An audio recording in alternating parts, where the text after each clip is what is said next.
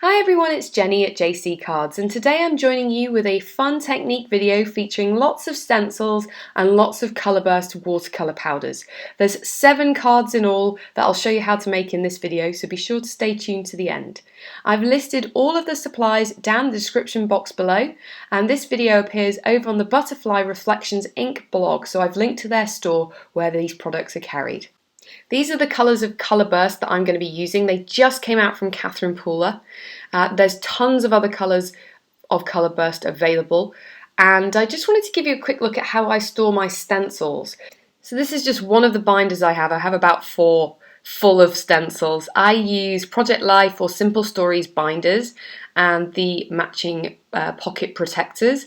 I trim down the piece of cardstock that comes with a stencil if it needs to be, although most of them slip in just perfectly into these 6x8 protectors, and then I add a label at the top, and they're so much easier to see what I've got. So first off, I'm going to show you these 2 cards. This is kind of a 2-for-1. You need cold pressed watercolor paper, that's what I'm using throughout this video, and I'm using 2 sheets for this technique. I've got the Perfect Vine stencil by Polka, and I've placed it over a dry piece of the cardstock, spritzed it liberally with a mini mister with water, and then I flipped it over so the water is now facing down that's laying on the top of that stencil, and I'm gently pushing it into that other piece of cardstock. And then that way we've got, you can't see it quite easily there, but we've got a pattern of that stencil covered in water. Now I'm getting some colour bursts. I'm just going to lightly puff it over the top of both those pieces of cardstock. So you could do this all in one colour. I'm doing 2 or 3 colours here, red, blue and yellow. They're by Polka. They're Limoncello, Samba and Suede Shoes, and they'll blend together where that water is laying on top of the cardstock and give some other colours like green and purple as well. You can see them gradually starting to come through. Now don't spray this again with water. You want to dry it straight away because you don't want to mess up any of that silhouette. And if there's any excess dry powder left on your cardstock, you can just brush it away with a dry brush. And look at this effect that you get. I just love it. I finished this first card off with the Hello Together stamp set from Polka. I heat embossed the Happy Anniversary in white on black cardstock. And then the birds I stamped in the Midnight ink and then heat embossed the detail of the birds in Wow Gold Pearl embossing powder. Now for this card, I trimmed it down, popped it up on some orange foam tape onto a card base. I die cut the Polka Thanks die 4 times from black cardstock and once from gold mirror cardstock and stacked them together.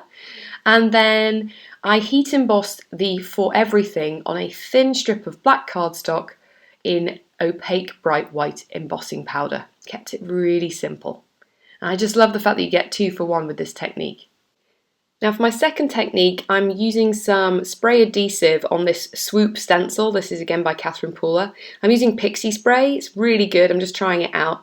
And it'll lightly and temporarily adhere directly to the cardstock, and you can peel it up without any damage to your cardstock afterwards. I did used to use Krylon spray adhesive, which does hold it down a little better, but it tends to leave more residue on your cardstock that you have to remove later on. So I'm really liking this Pixie Spray right now. And then taking a mini mister and spritzing it all over the stencil, and that Pixie spray should make sure that the water doesn't seep underneath. I'm then going back in with some colour burst, and this time I'm using Suede Shoes and letting it blend out on that water, and it's going to start taking the shape of that stencil.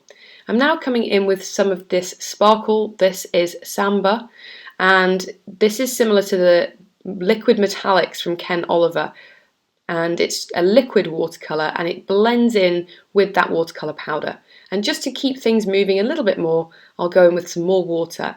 Before I lift up my stencil, I'm going to pick up some of the excess and just lift up some of that colour, make it not so dark, with a paper towel, and blast it a little bit with my heat tool. You could of course leave it to dry naturally, but I'm impatient, and then I'm going to peel it back and give it another blast with my heat tool.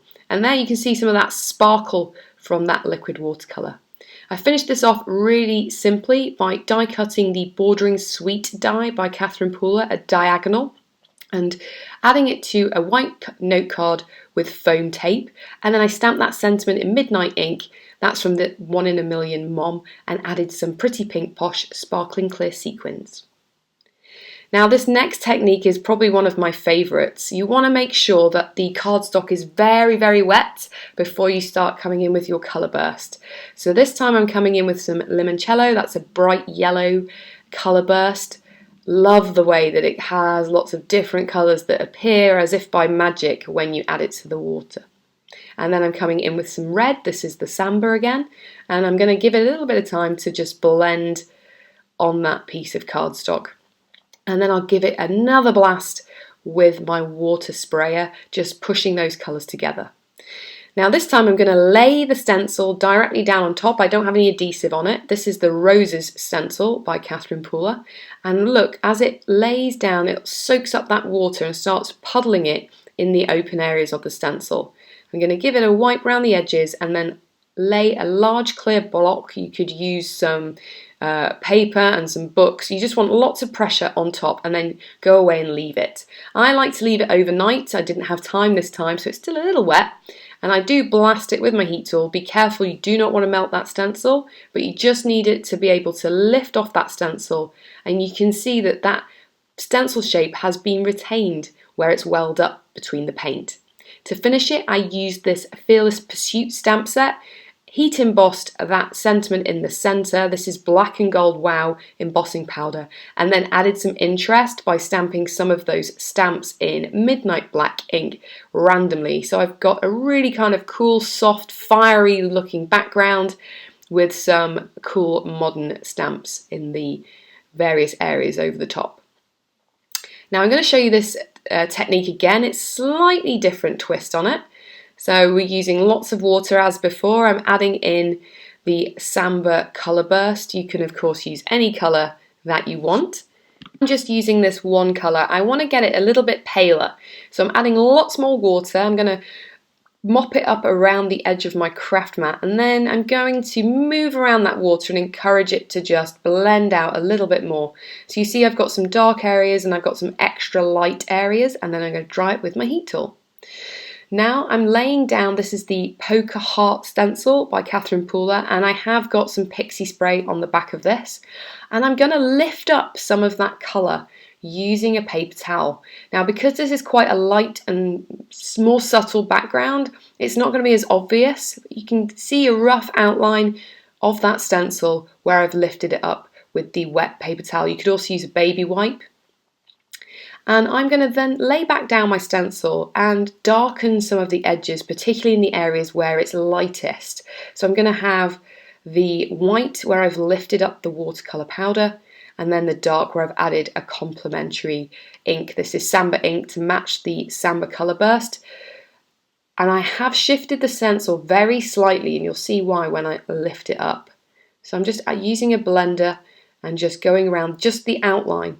And you'll see where I've lifted it up in that top left, where I've shifted it, you've got a slight white outline, and then towards the right hand side you've got the darker red. And I thought that looks really cool.